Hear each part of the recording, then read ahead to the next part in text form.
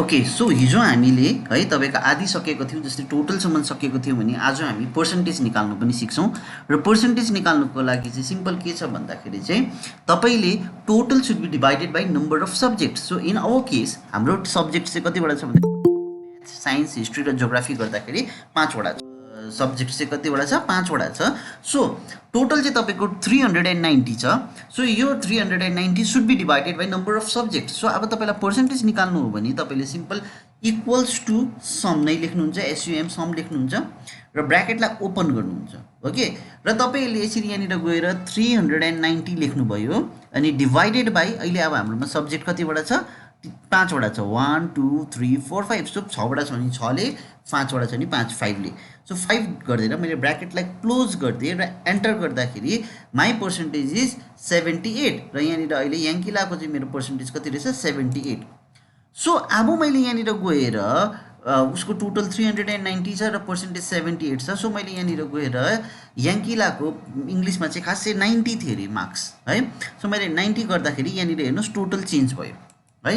र त्यस्तै प्रकारले पर्सेन्टेज पनि त चेन्ज हुनुपर्ने हो, तर पर्सेन्टेजमा केही चेन्जेस नै आएन।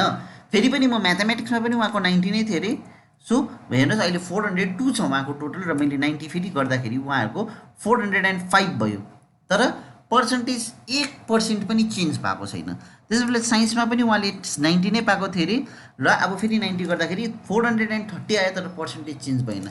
किन भन्दाखेरि as I have said you earlier, तपाईँले जहिले पनि क्यालकुलेसन गर्दाखेरि चाहिँ नम्बर लगाउनु हुँदैन। जस्तै अहिले तपाईँले यहाँ हेर्नुहोस्, जस्तै यहाँनिर मैले 9% गर्दैछु, तर पर्सेन्टेज त अहिले हाम्रो total divided by number of subject हो, त्यो त ठिकै गरेको। तर हाम्रो टोटल त इन माई केस अहिले याङ्किलाको टोटल चाहिँ के भइरहेको छ भन्दाखेरि 430 छ, तर यहाँनिर तपाईँले फर्मुला बारमा हेर्नु हुँदाखेरि चाहिँ स्टिल इट इज 390। सो त्यसले गर्दाखेरि चाहिँ यो चाहिँ क्यालकुलेसन अटो क्यालकुलेट भएको छैन। सो त्यसले गर्दा जहिले पनि तपाईँले पर्सेन्टेज लगाउँदाखेरि चाहिँ इक्वल्स टु सम गर्नुहुन्छ र ब्राकेट ओपन गरेर चाहिँ तपाईँले चाहिँ टोटलको सेल एड्रेस कुन चाहिँ हो। ओके, तपाईँले instead of like number you have to put this cell address, र सेल एड्रेस हालेपछि चाहिँ त्यो सेल्सभित्र जति नम्बर आउँछ त्यो अटो क्यालकुलेट भइहाल्छ। सो मलाई एक स्टेप अगाडि जानुपर्ने छ, सो एरोले जाँदा पनि भयो, नभए डाइरेक्ट मैले H3 लेखिदिँदाखेरि पनि भयो। सो मलाई H3 लेखिरहनु भन्दाखेरि चाहिँ म एक स्टेप अगाडि आएँ लेफ्ट एरो किले, सो H3 यहाँ आइहाल्यो अटोमेटिकली। सो अब मैले लेख्नुपर्ने छ divided. So divided by number of subject is 5 र ब्राकेटलाई मैले क्लोज गरिदिएँ र एन्टर गरिदिएँ। अब चाहिँ कति आयो? 86% आयो। र अब मैले उहाँले हिस्ट्रीमा पनि कति पाएको थिएँ अरे? 90 नै पाएको थिएँ अरे। सो अहिले उहाँको टोटल 430 छ र पर्सेन्टेज 86 छ।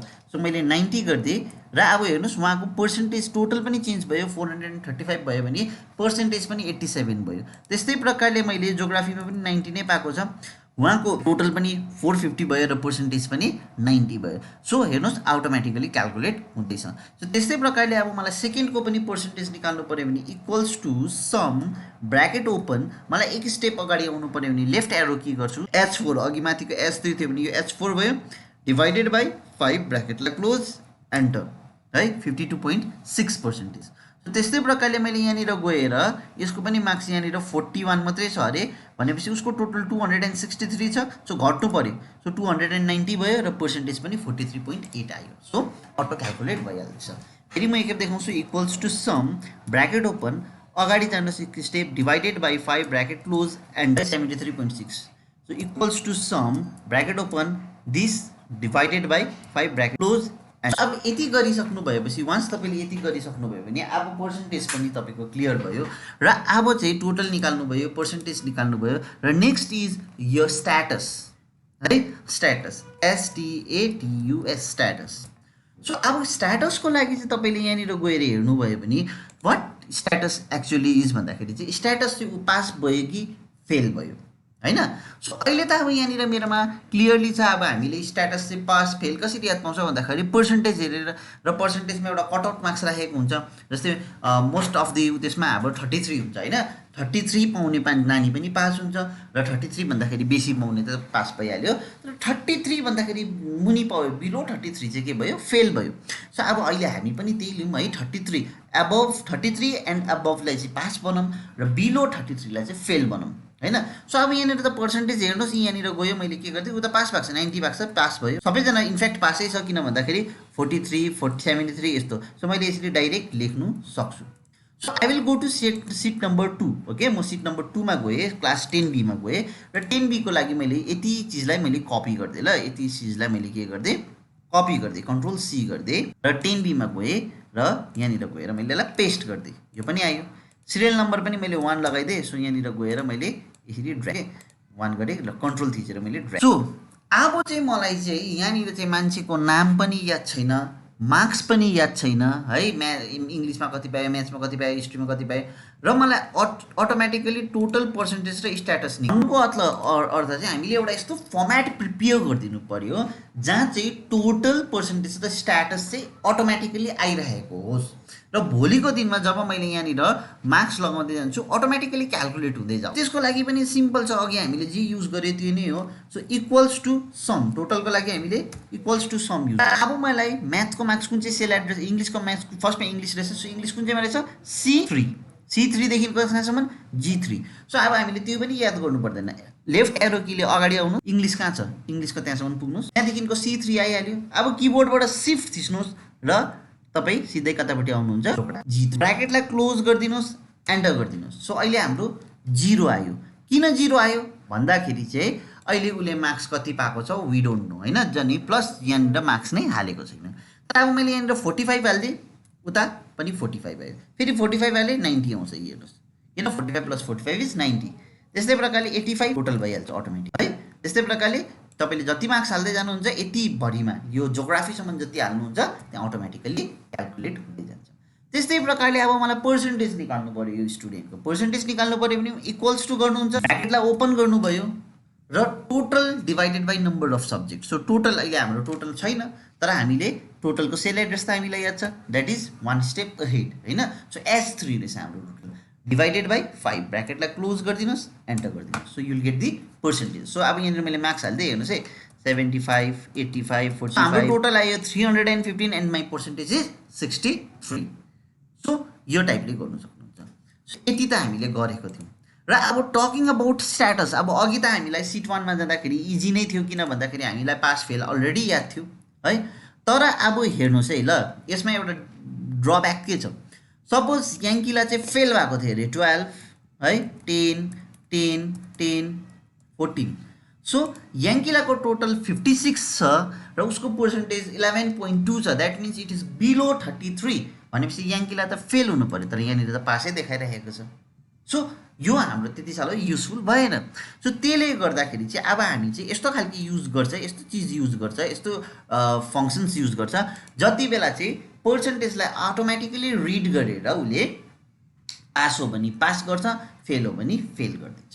त्यस्तोको लागि हामी सिट नम्बर 2 मा जाउँ। ओके, सो सिट नम्बर 2 मा गयो क्लास 10B मा। सो अब स्ट्याटसको लागि अब हामीले गर्नु पर्यो। ओके, सो यति हामीले गरे। नम्बर 2 मा गएर अब टोटल र पर्सेन्टेज पहिला निकाल्नु। टोटल निकाल्नको लागि equals to what, sum, bracket open, कहाँदेखि अगाडिदेखि इङ्ग्लिसदेखिको। सो इङ्ग्लिसमा जानुभयो, सिफ्ट कहाँसम्म जोग्राफीसम्म, ब्र्याकेटलाई क्लोज, एन्टर। पर्सेन्टेजमा आउनुभयो, पर्सेन्टेजको लागि equals to sum, bracket open, total divided by 5, ब्र्याकेटलाई क्लोज, एन्टर। सो अब स्ट्याटस निकाल्नु पर्यो। स्ट्याटस भनिसकेपछि चाहिँ अब हामीले पास नभए फेल, प्रमोटेड नभए डिटेन्ड हैन, नभए पासको लागि तपाईँले 1 लेख्दाखेरि भयो, फेलको लागि 0 लेख्दाखेरि पनि भयो। So it can be anything. Okay, so अब हेर्नुहोस् है ल, स्ट्याटसलाई राम्ररी बुझौँ। अब हामी कुनै कुरोमा स्योर छैन, ओके, सपोज कुनै कुरो हामी भन्दैछ जुन चाहिँमा चाहिँ हामी स्योर छैन भने हामी इफ भनेर युज गर्छ। एज यु नो, जस्तै if he will come I will go and have coffee with him भनेर भन्छ नि हैन। सो ऊ आयो भने मात्रै तपाईँ कफी खानुहुन्छ नि त, आएन भने त कफी खानु हुँदैन। सो इफ भनेर हामीले युज गरेको छ नि त। सो अब त्यस्तै प्रकारले यहाँनिर इक्वल्स टु हामीले के लगाउँछ, इफ, बुझ्नुभयो, इक्वल्स टु इफ लगाएर ब्र्याकेटलाई ओपन गर्नुहुन्छ। सो यहाँनिर तपाईँलाई सोध्दैछ कि लजिकल टेस्ट दिनु भन्दैछ र भ्याल्यु इफ ट्रु र भ्याल्यु इफ फल्स भनेर सोध्दैछ। सो लजिकल टेस्टमा चाहिँ के भनेर भन्नुपर्छ भन्दाखेरि इफ के हेरेर पास फेल हुन्छ भन्दाखेरि percentage. So percentage I3, percentage के भन्छ I3 is greater then, is मुखमा भन्यो, I3 is greater than or equals to. So I3 मा आएको नम्बर चाहिँ बेसी छ नभए बराबर छ, कतिमा 33। सो I3 मा चाहे जेसुकै नम्बर आओस् तर 33 भन्दाखेरि बेसी छ नभए 33 को बराबर छ भनेपछि त्यो नानी के हुनुपर्छ है। हामीले लजिकल टेस्ट त पास गऱ्यो, अब लेखिसक्यो। सो कमा लगाइदिनुहुन्छ, लजिकल टेस्ट लेखिसक्यो, ओपन इन्भर्टेड कमा। सो यो कन्डिसनसँग म्याच गर्यो, बुझ्नुभयो। सपोज पर्सेन्टेजमा चाहिँ 48 आयो अरे भनेपछि कन्डिसनसँग म्याच गर्यो नि त, किन भन्दाखेरि 33 भन्दाखेरि बेसी हो र 33 भन्दा बेसी हो र बराबर। सो भन्नुको मतलब चाहिँ इभन टु 33 नै आयो अरे, 33 पनि त यहाँ कन्डिसनमा म्याच गर्यो। सो भन्नुको अर्थ चाहिँ यो कन्डिसनसँग म्याच गर्यो भने चाहिँ तपाईँले के दिनुहुन्छ भन्दा चाहिँ भ्याल्यु इफ ट्रु चाहिँ के लेख्नुहुन्छ भन्दाखेरि मैले ओपन इन्भर्टेड कमा लगाएर पास लेखिदिएँ, बुझ्नुभयो। सो क्याप्समा लेख्दै क्यापिटल लेटरमा PASS pass, close the inverted comma. मैले पासको जग्गामा प्रमोटेड, यो जति पनि इन्भर्टेड कमा भित्र लगाउनु भएको छ यसको लागि तपाईँले पास लेख्दा पनि हुन्छ, प्रमोटेड लेख्दाखेरि पनि हुन्छ, नभए तपाईँ आफै सोच्नुभयो पासको लागि चाहिँ सोनाम लेख्छु, फेलको लागि डिक्की लेख्छु, त्यो लेख्दा पनि हुन्छ, बुझ्नुभयो। So it can be anything within this bracket, तपाईँले केही पनि लेख्न सक्नुहुन्छ। यो त्यसको बादमा यो भ्याल्युलाई हामीले पास गऱ्यो, सो कमा गऱ्यो। अब भ्याल्यु इफ फल्स भन्नुको अर्थ चाहिँ सपोज यो कन्डिसनसँग म्याच गरेन यहाँ पर्सेन्टेजमा आएको नम्बर, भन्नुको मतलब चाहिँ 33 भन्दा मुनि आयो अरे सपोज तपाईँको नम्बर, भनेपछि चाहिँ के दिनु भन्दाखेरि ओपन इन्भर्टेड कमा के डिस्प्ले हुनु भन्दाखेरि open inverted comma fail, close the inverted comma, close the bracket, enter गरिदिनुहोस्। सो अहिले के भनेर आयो, फेल भनेर आयो। किन, वाइ भन्दाखेरि चाहिँ तपाईँको पर्सेन्टेज जुन चाहिँ छ त्यो चाहिँ 0 छ, विच इज बिलो 33, बुझ्नुभयो। सो अब म यहाँनिर गएँ, हेर्नुहोस् है, अब यहाँनिर हेर्नुहोस् है, इङ्ग्लिसमा उसले 45 पायो, 54 पायो, 54 पायो, 58 पायो, 95 पायो। सो उसको टोटल चाहिँ 306 पाएछ र उसको पर्सेन्टेज 61 छ। सो अटोमेटिकली मैले केही चलाउनु परेन, अटोमेटिकली ऊ के भएर आयो, पास भएर आयो, बुझ्नुभयो। सो त्यस्तै प्रकारले अब मैले फेरि सेकेन्डको नानीको लागि निकालेँ, equals to sum, bracket open गरेँ र म यहाँनिर अगाडि गएँ, हेर्नुहोस् त यहाँनिर अगाडि गएँ, ओके। त्यस्तै प्रकारले त्यहाँदेखिको यतापट्टि गएँ, ब्राकेटलाई क्लोज गरिदिएँ, एन्टर गरिदिएँ, अहिले 0 आयो।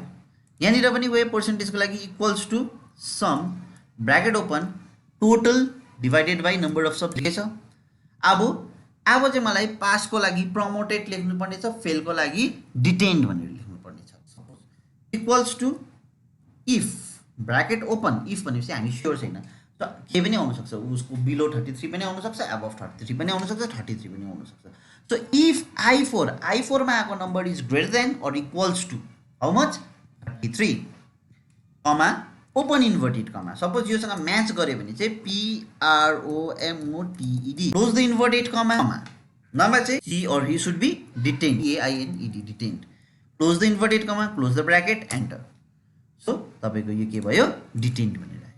सो अब मैले यहाँनिर गएर फेरि उसको यो सेकेन्डको नानीको पनि त्यसै मार्क्स हालिदिउँ है, पास भयो, 67.4% आयो र ही or she इज प्रमोटेड।